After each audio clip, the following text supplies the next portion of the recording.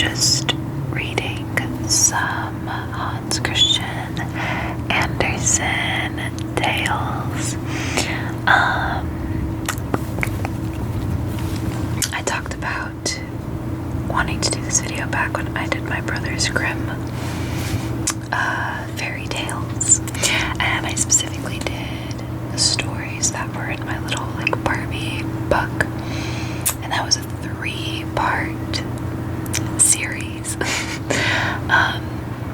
I wasn't really planning on doing a bunch of parts for this one. I was just gonna make one longer video, just I don't know, maybe 40 minutes, 40 to 50 minutes. Those other videos I had made were like also 50 minutes, but I made like 3 of them. I literally read for 3 hours straight. But I'm just gonna do a couple stories, and if you guys want me to make more, I'll make another video later. But my reading videos don't actually tend to do very good, so I'll just do one based off of demand. But I had made a list of some of the stories I wanted to do, including The Little Mermaid, because that one was a doll in the Barbie book. So was The Princess and the Pea, but I believe maybe Thumbelina. I think those are the only 3 though. And then I wanted to do The Wild Swans, because I got this really cute book from the library. I bought it. It was like one of those ones that they weren't keeping anymore. And I found this book. Isn't it so cute? I guess I should wear a cream colored shirt. I picked a shirt that had like a little green in it, because there's like green in the cover.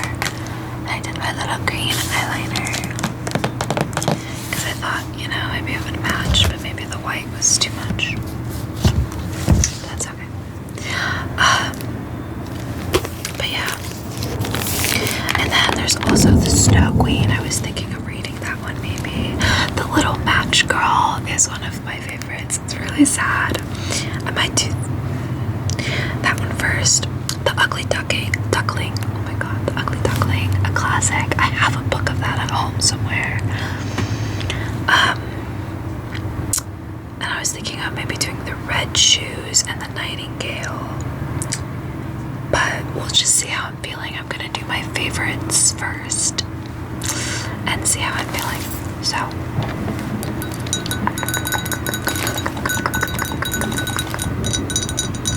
I would be drinking tea right now, but I have a tea brewing downstairs. I started making my own like cold tea to take on the go. And I've just been experimenting with more of my fruity teas. I've been combining some. Right now I'm doing pomegranate and is it acai berry, I think. And then it's like a strawberry hibiscus raspberry blend that I added. So yeah, a lot of berries.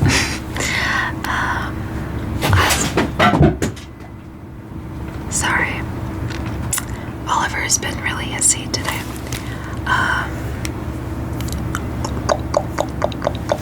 They're both antsy for dinner, even though they still have like over an hour. But anyway, I'm just gonna get started. I really want to start with this book, and then I'll get into the other one. But this one is The Wild Swans. I actually haven't read this story. Says in this beautiful new edition of the classic Hans Christian Andersen fairy tale, The Wild Swans, translator Naomi Lewis tells the soulful story of a young girl, Elisa, and her quest to find her 11 lost brothers. Upon discovering that they have been transformed into swans, Elisa sets off on a difficult journey, enduring many hardships as she tries to restore their human form. Wow. 11 brothers is crazy. So how many your parents have at least 12 kids?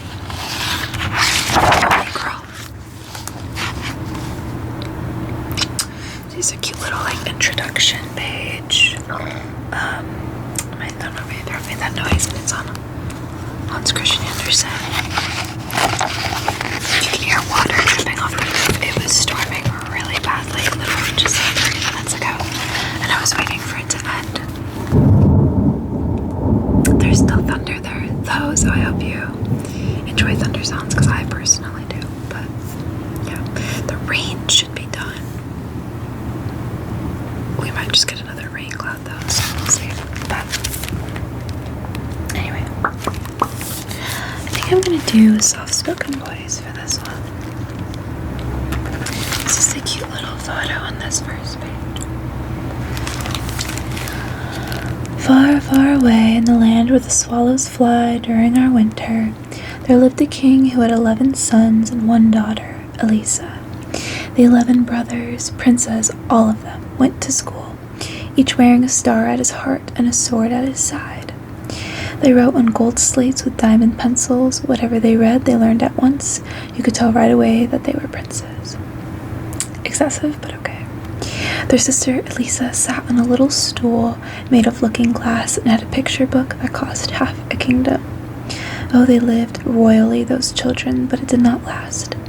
The king, their father, married an evil queen, and she didn't care for the children at all. They realized this on the very first day. A great celebration was held to welcome her and the children too. Decided to have their own tea party, but instead of cakes and roasted apples, which they were usually given, the queen allowed them only a cupful of sand. They would have to pretend that it was cakes and apples, she told them. So, what's up with the evil stepmothers in these stories? A week later, she sent little Elisa into the country to live with a peasant family, and it wasn't long before she had filled the king's head with such shocking tales about the poor young princes that he wished to have nothing to do with them. Hi, sir. Why aren't you standing on me? Okay, well, Oliver decided that he wanted to be on the book, so... Ow, you're squishing my hand. He's actually getting cozy right now. Oh god. He's loafing.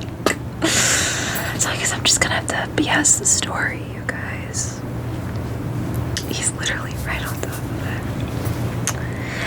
it.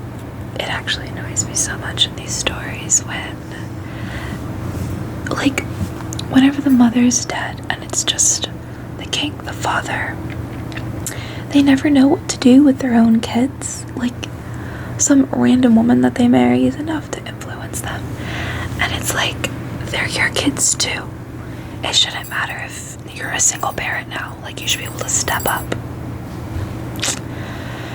Pisses me off. It pisses me off. But I need you to move. You can get in my lap.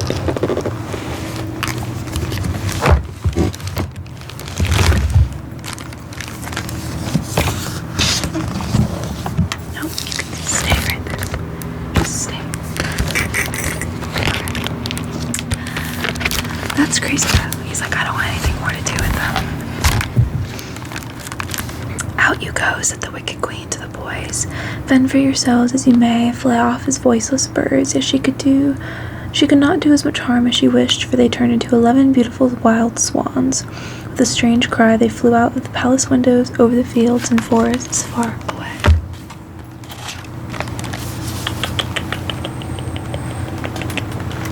There's the swans, and there's her whispering in the king's ear,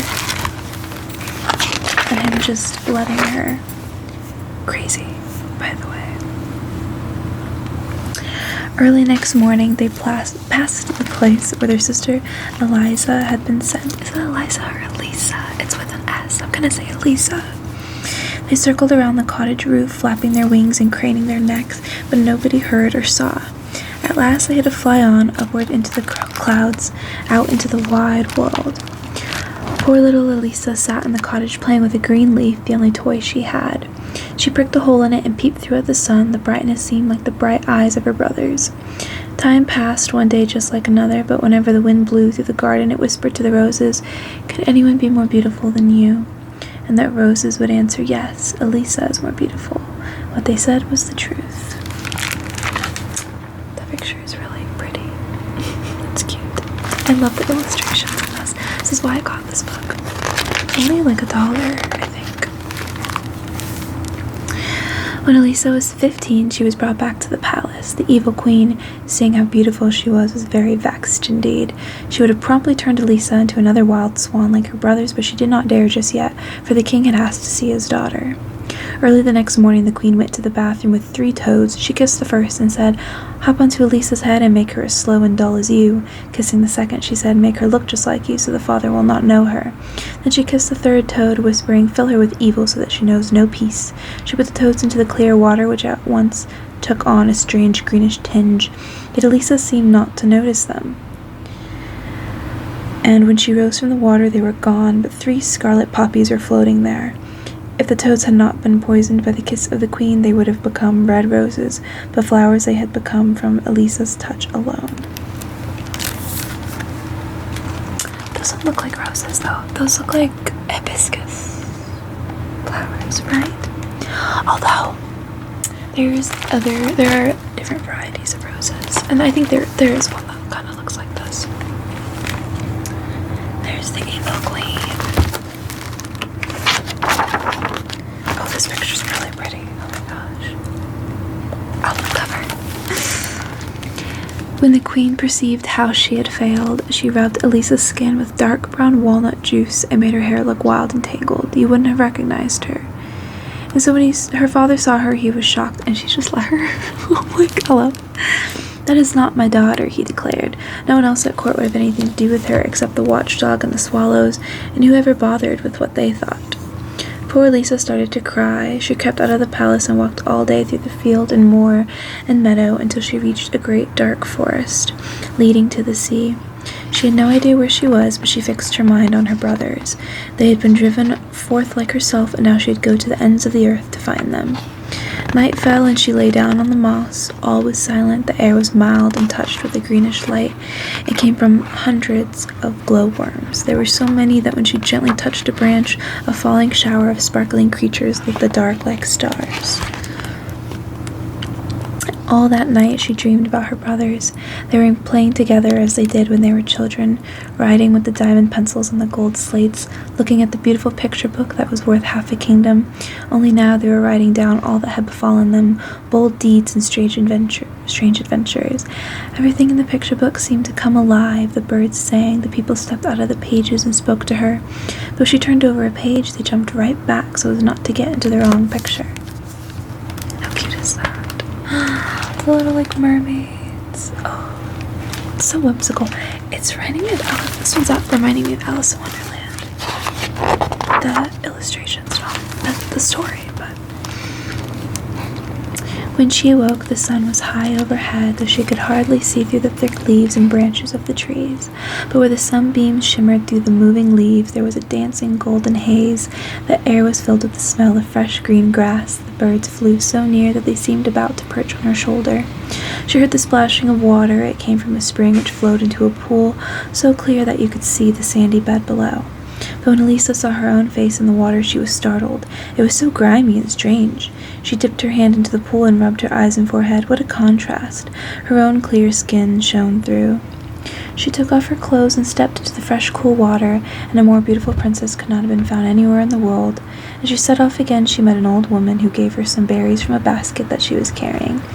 Elisa asked her if she had come across 11 princes riding through the forest. "No," said the old woman, "but yesterday I saw 11 swans with golden crowns on their heads swimming down yonder river." Elisa thanked her and walked along the winding water until it reached the sea.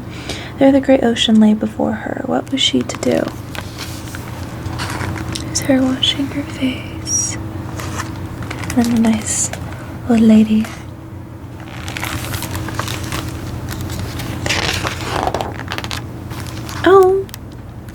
Oh, this isn't like spoilers, but look how pretty. Oh my god, sweetheart and her brothers. They're so blonde.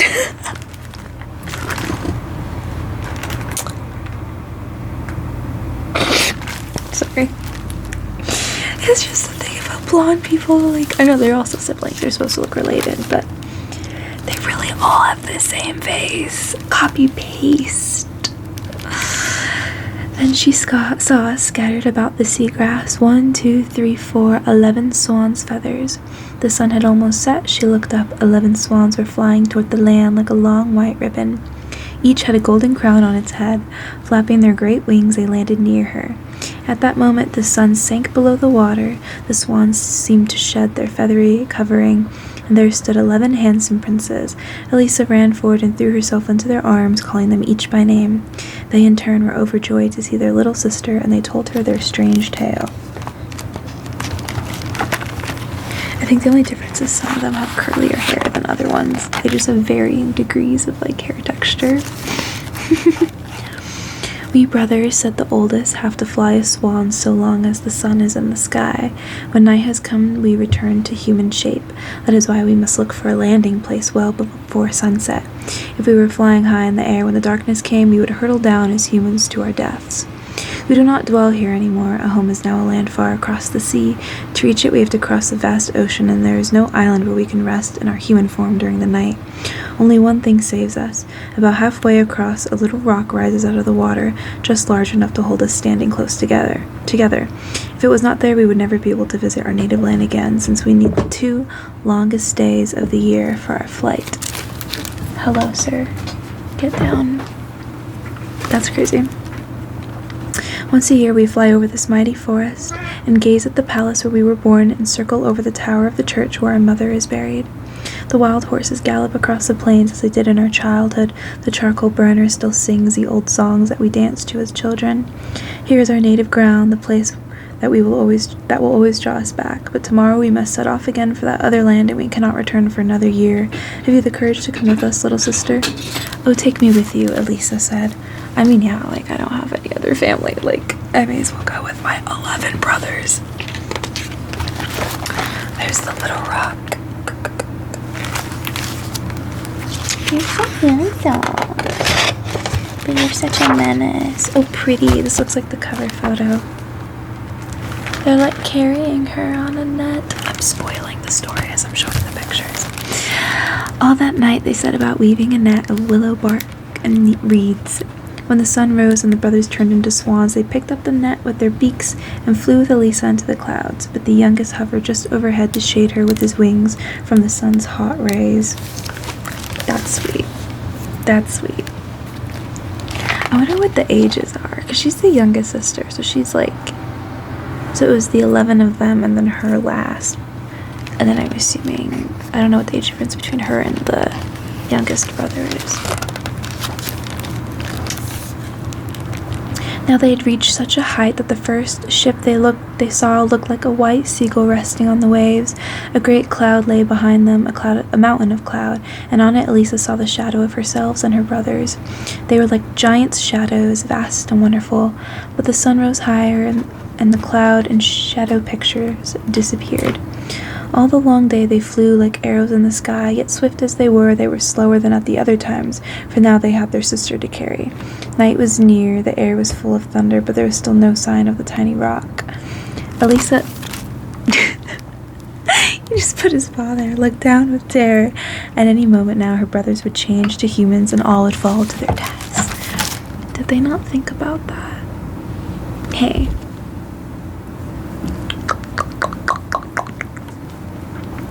Black clouds surrounded them. Storm winds turned the laden water.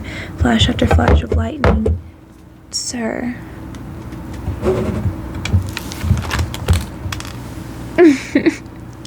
One second.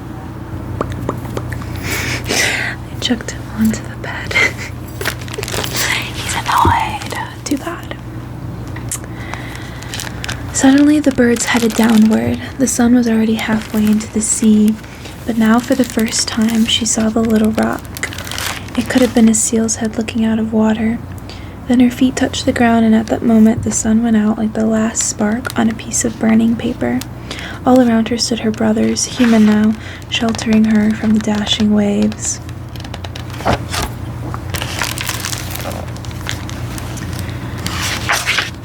Oh, sorry. I don't think I showed you.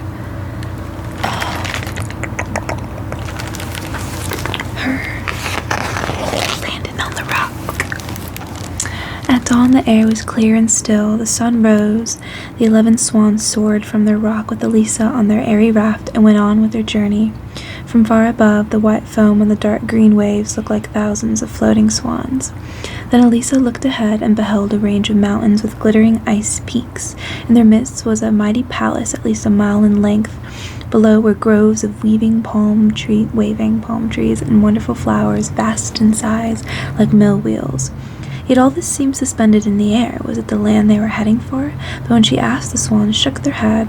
What she was seeing, they told her, was the cloud place of the palace of the fairy Morgana, lovely but ever-changing. No mortal might enter there. And as Elisa gazed, mountains, palace, trees, and flowers all dissolved, and in their place rose a score of noble churches with lofty towers. She thought she had heard organ music. Or was it the sound of the sea? Then when they seemed quite near,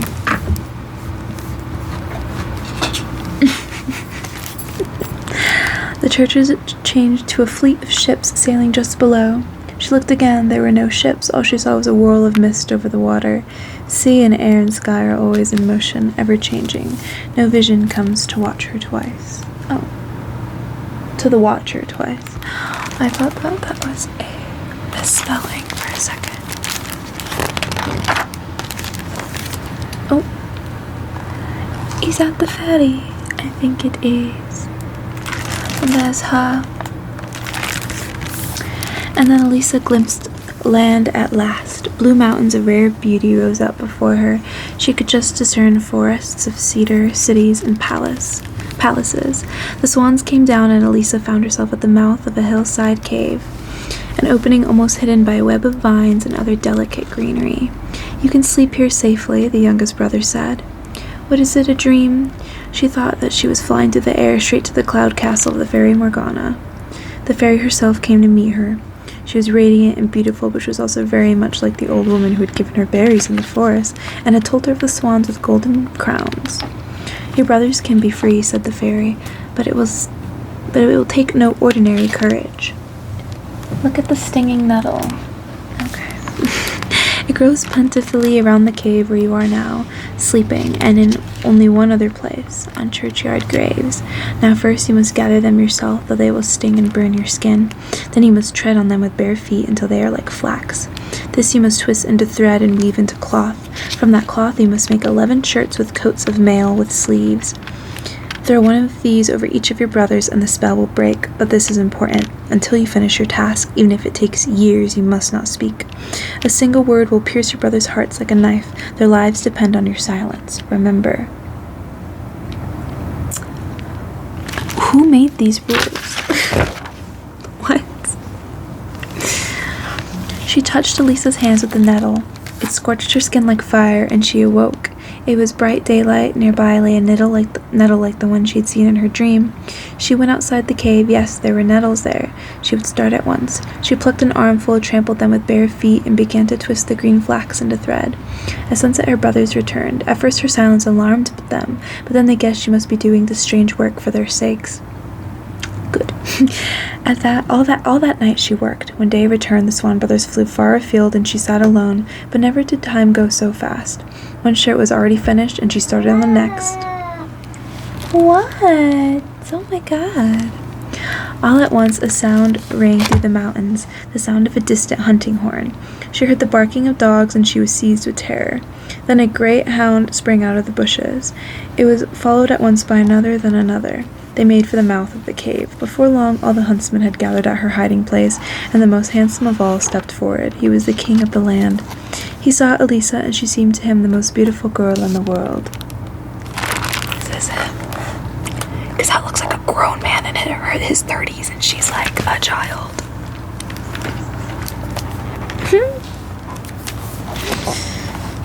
I'm judging.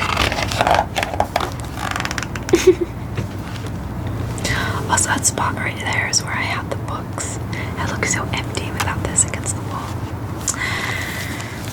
"How do you come to be here?" he asked. Elisa shook her head. She dared not speak. "Come with me," said the king. "If you are as good as you are beautiful, you shall wear a golden crown on your head, and the finest of my castle shall be your home." He lifted her onto his horse, and they galloped off through the mountains. His companions rode behind. It was day's end before they reached the royal city. The king led Elisa into his palace, where sparkling fountains splashed into marble pools, and the lofty walls and ceilings were covered with marvelous paintings. But she wept and grieved and saw nothing. Ballad. I I'm not talking to you. I'm like mute. And you just decide, you come with me. I just pick you up and I take you.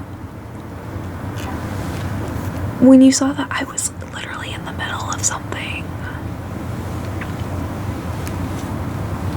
don't piss me off.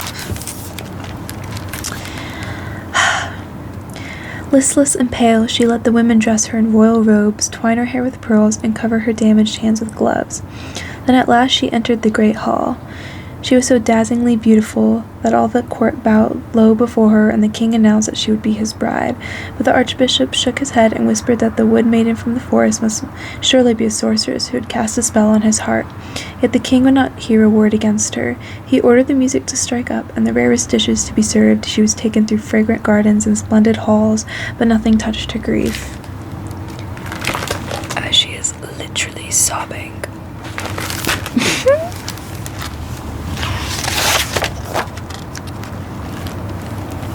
Then the king showed her a little room that could be her own, carpeted in green, hung with costly green tapestries. It was made to look like the cave where she had been found.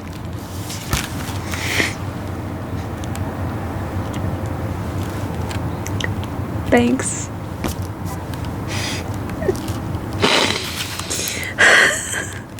On the floor lay the bundle of nettles and flax. From the ceiling hung the one shirt that she had finished.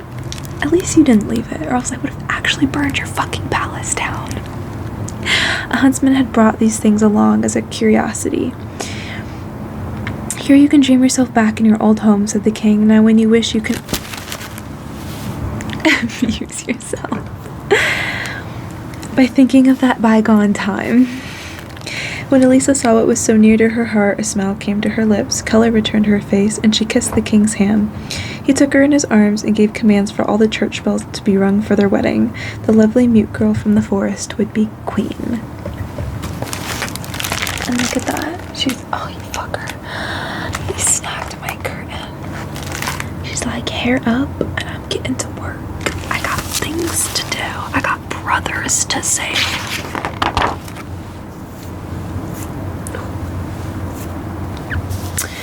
Then came the wedding day. The archbishop himself had to place the crown on Elisa's head, and he pressed it down so spitefully that it hurt. But she felt a deep affection for the good and handsome king, and day by day she loved him more and more. If only she could speak, but first she had to complete her task, so each night as the king slept she would steal away from his side and go to her work in the room like a green cave.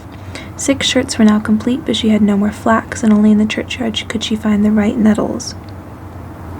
So at midnight, full of fear, she crept through the moonlight garden along the great avenues and out into the lonely street that led to the churchyard.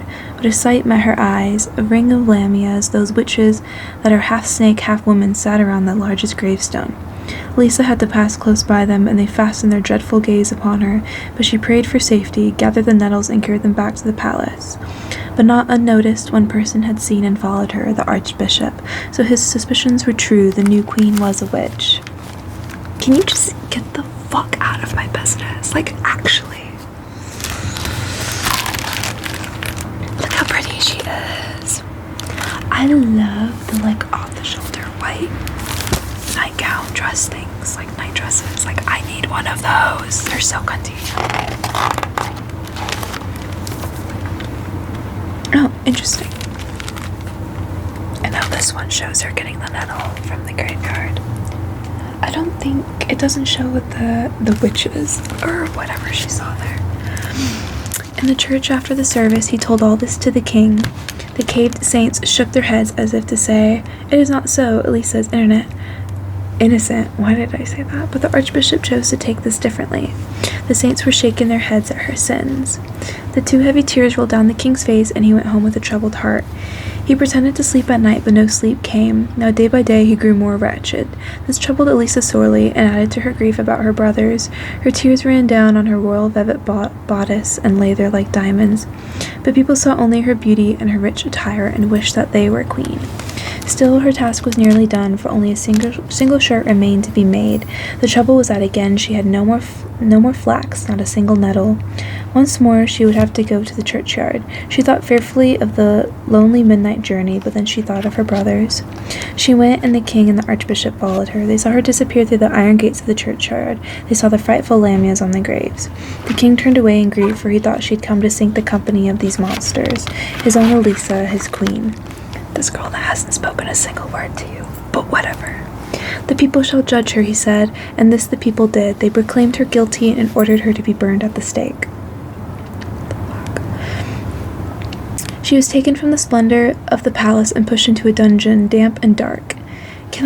She can't write. I don't think they did that. I don't think people wrote. Instead of silken sheets and velvet pillows, the nettles and nettlework cloth from her room had been tossed in, but she could have asked for no better gift.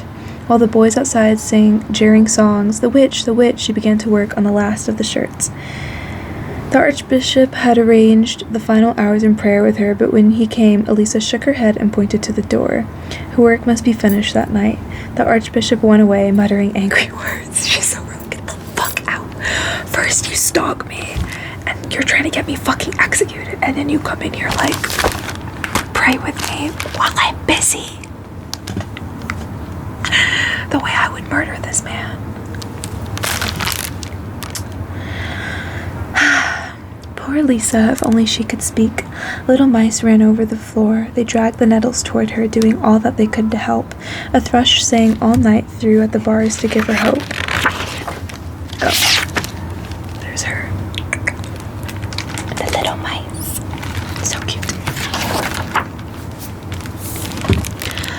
At first light, it was still an hour before sunrise, and the 11 brothers in human form stood at the castle gate and demanded to see the king. Impossible, they were told. His Majesty is asleep and cannot be disturbed. They begged and pleaded. They threatened. The garden came down to see what the noise was about, and at last the king appeared. At that very moment the sun rose. Where were the 11 young men? Nowhere. But over the palace flew 11 wild swans. From earliest daylight, crowds of people had jostled through the city gates. They all wanted to see the burning of the witch.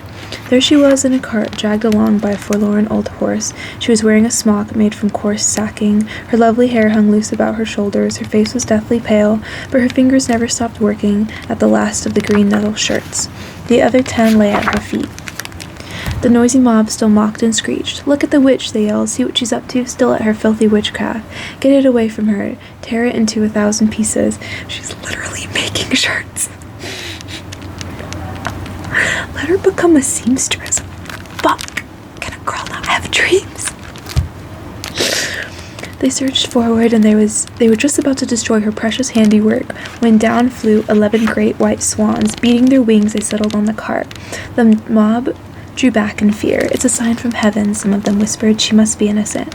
The executioner seized her hand, but she quickly flung the 11 garments over the swans. In their place were 11 handsome princes. Only the youngest had a swan's wing instead of an arm, because Elisa had no time to finish the last sleeve. "Now I may speak," I said. "I am no witch. I am innocent." I am getting stuck with the swan. I feel like if she make like one shirt in a day, I feel like she could have easily finished all of them before this, but whatever. Maybe this all happened really quickly.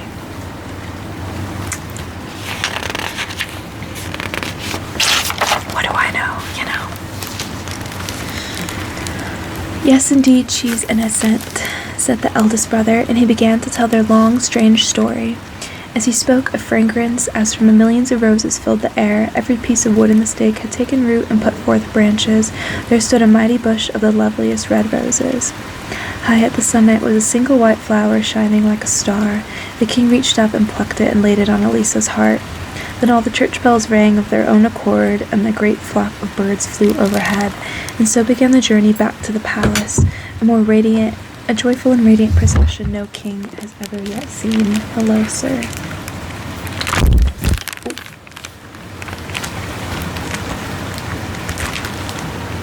Cool. Reunited. I still can't get over her getting married when she didn't, consent to it, but whatever. Copyright is 2005, you guys. That's a year after I was born. Yeah. That took longer than I thought it was going to. So maybe we're only going to get to one other story. That's fine. They even say a lot of the popular ones on the back. Thumbelina. There's the Ugly Duckling, the Little Mermaid, the Nightingale, the Princess and the Pea. Which one should I do? Which one? I could do the Snow Queen, but I haven't heard of that one before. And I want to do one that I know. I'm thinking either the Princess and the Pea or Thumbelina.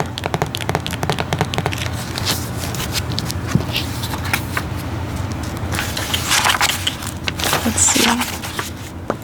Princess and the Pea is on page 448. And there's Little Mermaid on 134. I can't find Thumbelina quickly. I'm just gonna go with the one that I already found. I do wonder how the swan story in this one might differ in translation from the other one. It's probably super similar, but I don't know. Yeah, okay, I can't find Thumbelina, just from a quick overview. So the Princess and the Pea it is, which is on page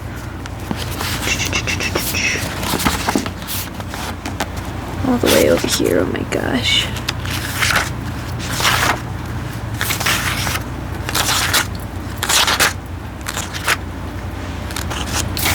Too far.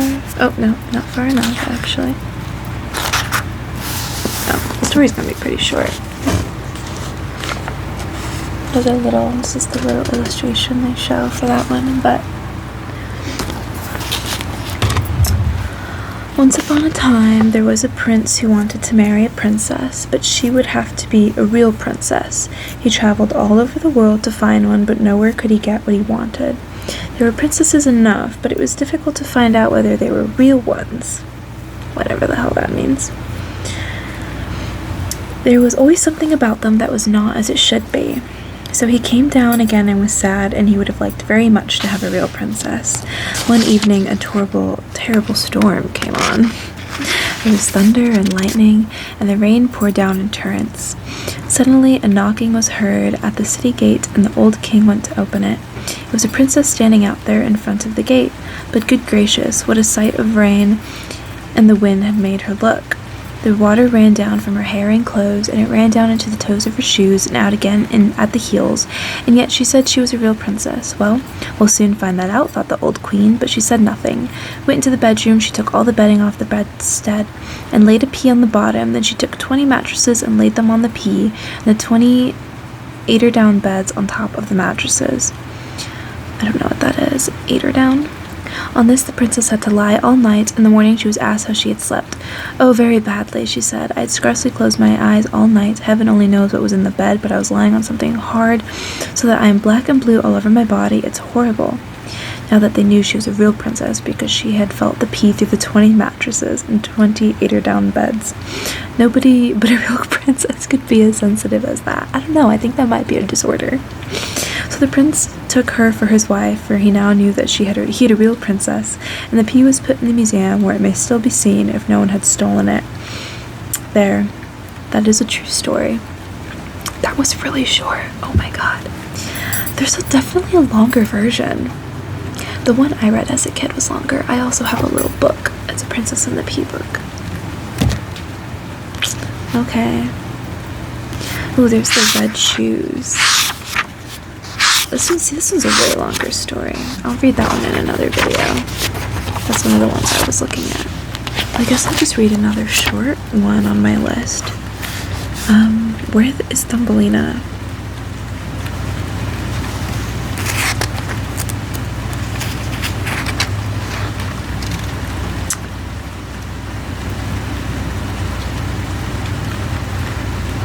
It's raining again. It's raining, it's pouring. I guess I'll just do the Little Mermaid, because I was going to do that one anyway. That one's page 134.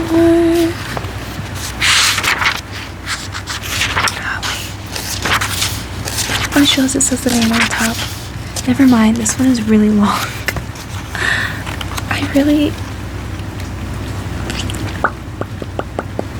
Oh. Thumbelina's really the second story in this book. My bad.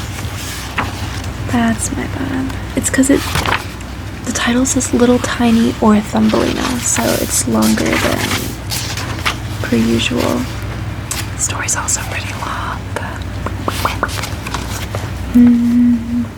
Let's see. I'll look for the ugly duckling. But if it's long, then let's see, that is page 15. I'm gonna save the long ones for another video. This one is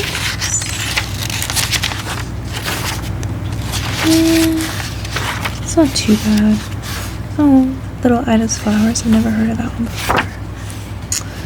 What about the little match girl? I was honestly thinking of ending the video with that one anyway.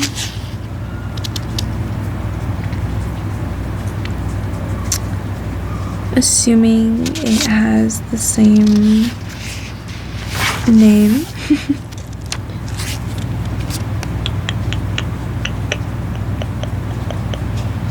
It's a really sad story. There's the tinderbox. I don't think that's it. Hold on.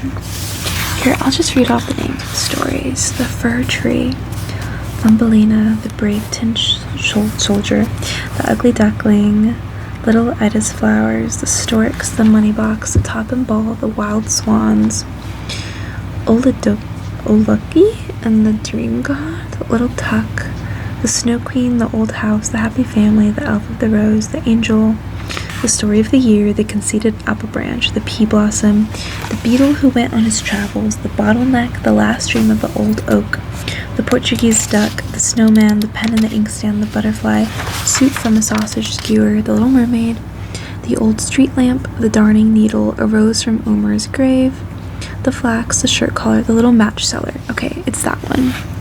Page 160. Let's see how long this one is.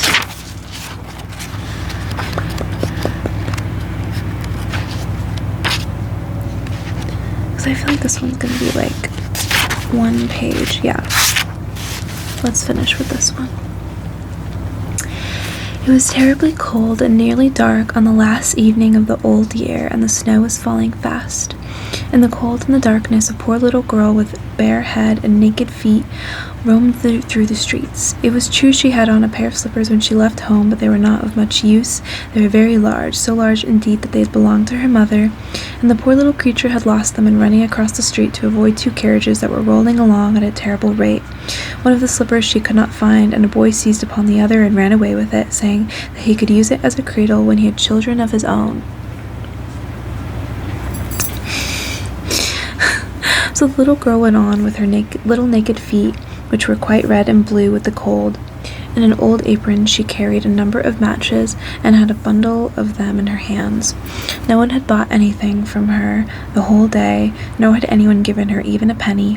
Shivering with cold and hunger, she crept along. Poor little child, she looked the picture of misery. The snowflakes fell on her long fair hair, which hung in curls on her shoulders, but she regarded them not. Lights were shining from every window, and there was a savory smell of roast goose, for it was New Year's Eve. Yes, she remembered that. In a corner between two houses, one of which projected beyond the other, she sank down and huddled herself together. She had drawn her little feet under her, but she could not keep off the cold. She dared not go home, for she had sold no matches and could not take home even a penny of money. Her father would certainly beat her. Besides, it was almost as cold at home as here, for they had only the roof to cover them, through which the wind howled, although the largest holes had been stopped up with straw and rags. Her little hands were almost frozen from the cold. Perhaps burning a match might be some good, if she could draw it from the bundle and strike it against the wall just to warm her fingers. She drew one out. Scratch, how it sputtered as it burnt. It gave a warm, bright light like a little candle. As she held her hand over it, it was a really wonderful light. It seemed to the little girl that she was sitting by a large iron stove with polished brass feet and a brass ornament. How the fire burned and seemed so beautifully warm that the child stretched out her feet as if to warm them. When, the flame of the match went out, the stove vanished, and she had only... Oh my god. And she had only the remains of the half-burnt match in her hand. She rubbed another match on the wall. It burst into a flame, and where its light fell upon the wall, it became as transparent as a veil, and she could see into the room. The table was covered with a snowy white tablecloth, on which stood a splendid dinner service and a steaming roast goose, stuffed with apples and dried plums, and what was still more wonderful, the goose jumped down from the dish and waddled across the floor with a knife and fork in its breast to the little girl. And the match went out, and there remained nothing but thick, damp, cold wall before her. She lighted another match, and there she found herself sitting under a beautiful Christmas tree. It was larger and more beautifully decorated than the one which she had seen through the glass door at the rich merchant's. Thousands of tapers were burning upon the green branches, and colored pictures like those she had seen in the show windows looked down upon it all. The little one stretched out her hand towards it, and the match went out. The Christmas lights rose higher and higher as they looked at her like the stars in the sky. Then she saw a star fall, leaving behind it a bright streak of fire. Someone is dying, thought the little girl, for her old grandmother, the only one who had ever loved her and who was now dead, had told her that when a star falls, a soul was going up to God. She again rubbed the match on the wall, and the light shone around her. In the brightness stood her old grandmother, clear and shining, yet mild and loving in her appearance. "Grandmother," cried the little one, "oh, take me with you. I know you'll go away when the match burns out. You'll vanish like the warm stove, the roast goose, and the large, glorious Christmas tree." And she made haste to light the whole bundle of matches, for she wished to keep her grandmother there. And the matches glowed with a light that was brighter than the noonday, and her grandmother had never appeared so large or so beautiful. She took the little girl in her arms, and they both flew upwards in the brightness and joy far above the earth, where there was neither cold nor hunger nor pain, for they were with God. In the dawn of morning there lay the poor little one with pale cheeks and a smiling mouth, leaning against the wall. She had been frozen to death on the last evening of the year, and the New Year's sun rose and shone upon a little corpse. The child sat still in the stiffness of death, holding the matches in her hand, one bundle of which was burnt. She tried to warm herself, said some. No one imagined what beautiful things she had seen, nor into what glory she had entered with her grandmother on New Year's Day. I know that one's really depressing.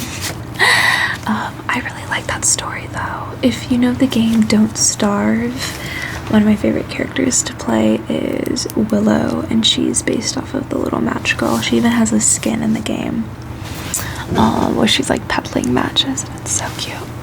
And one of my favorite ever fanfics took inspo from that, since you know that's one of her inspirations for her character. And the story starts off with her peddling matches outside, and she's like freezing in the cold. She's older though. She's not a little girl. She's like, I don't know, 19, like she's a young adult. And she gets taken in by Wilson, who's another character in the game, who's a doctor. And it's very cute. It's a very like wholesome, sweet, very well written.